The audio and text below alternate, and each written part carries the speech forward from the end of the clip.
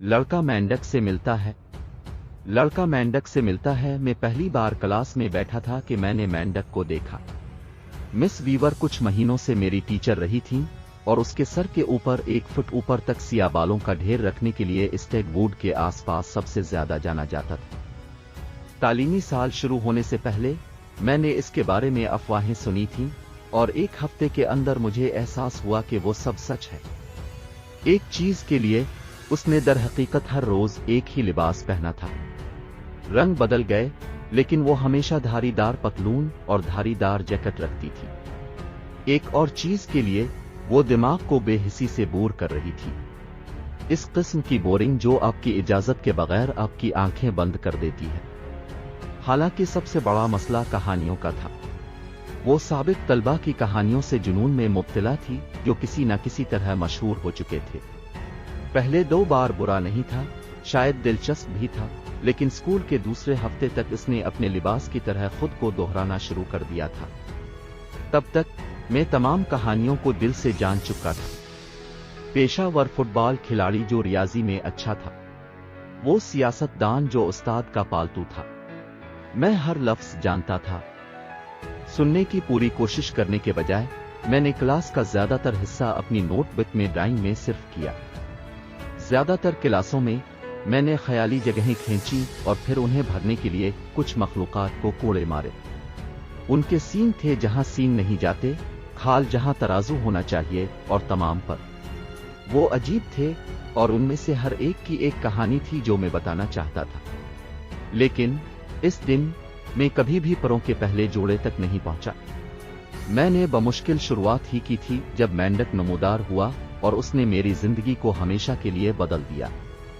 जब मैंने इसे देखा तो ये एक गैर मामूली बोरियत का लम्हा था। उसका छोटा सा सब्ज चेहरा मेरे करीब की खिड़की से दबा हुआ था। मेरी पेंसिल अपनी ठंडी पट्टियों में मुर्दा हो गई। मैं मेंढक को देखना नहीं रोक सकता था और ये पीछे मोड़कर देखना नहीं रोक सकता था। हम नामालूम दाव के साथ घूरने वाले मुकाबले में बंद थे।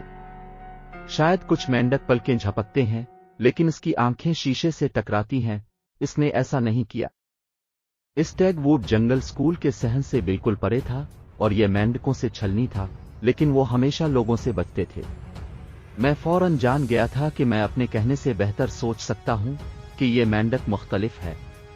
मैंने मिस वीवर को सुनने की कोशिश की, बस वक्त पर मार्टिन शीनडलिस के बारे में इसकी कहानी का इख्तिताम सुनने के लिए। अब मशहूर मुज़ानिगार मार्टिन ने आधे साल के दौरान स्कूलों को मुंतकिल किया था, लिहाजा मैंने हमेशा मुझे ऐसा महसूस किया कि किसी को शुमार नहीं करना चाहिए। हम तवील तकसीम सीख रहे थे, लेकिन किसी चीज ने इसे मार्टिन की याद दिलाई थी।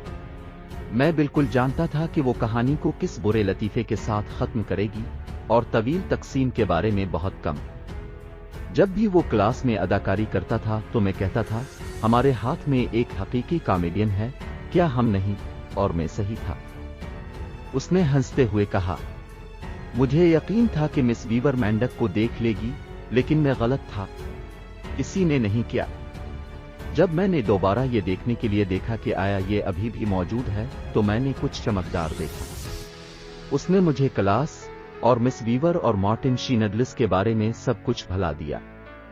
इससे इनकार करने वाला कोई नहीं था। इस मेंढक ने ऐनक का एक छोटा सा जोड़ा लगाया था।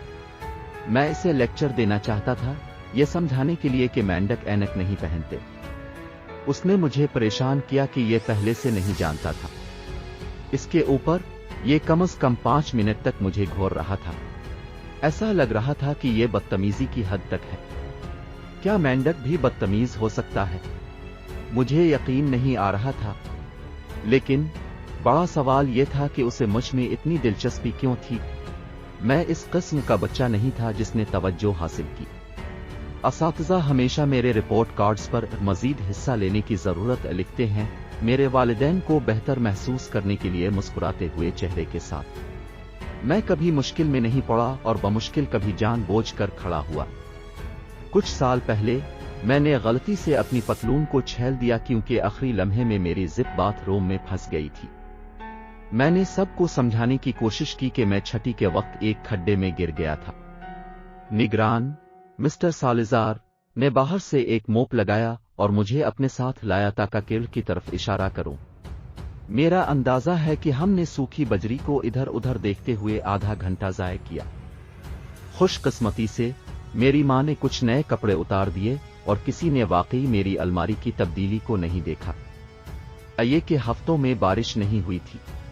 ऐसा ही था, चाहे मैंने कोई शानदार काम किया हो या खुद को कुर्सी से छींक लिया हो, किसी ने परवाह नहीं की और तकरीबन किसी ने मेरा नाम नहीं लिया।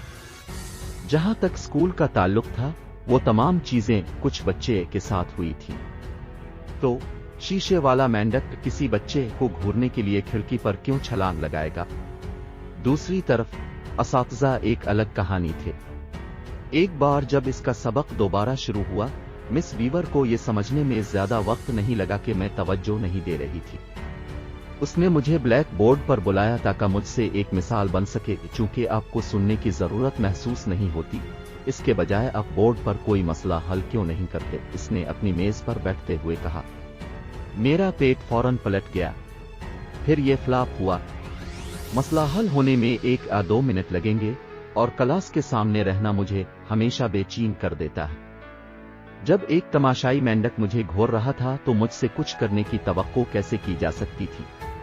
मैं बोर्ड पर मसावात के दाएं तरफ चला गया ताकि मैं एक नजर मेंढक को देख सकूं। खलफिशार के बावजूद मैंने तवज्जो मरकूज करने की पूरी कोशिश की। आधे रास्ते में मैंने देखा कि मेंढक क्लास रूम के सामने की तरफ बढ़ गया है। ये मिस वीवर की मेज के पास खिड़की पर आकर रुक गया।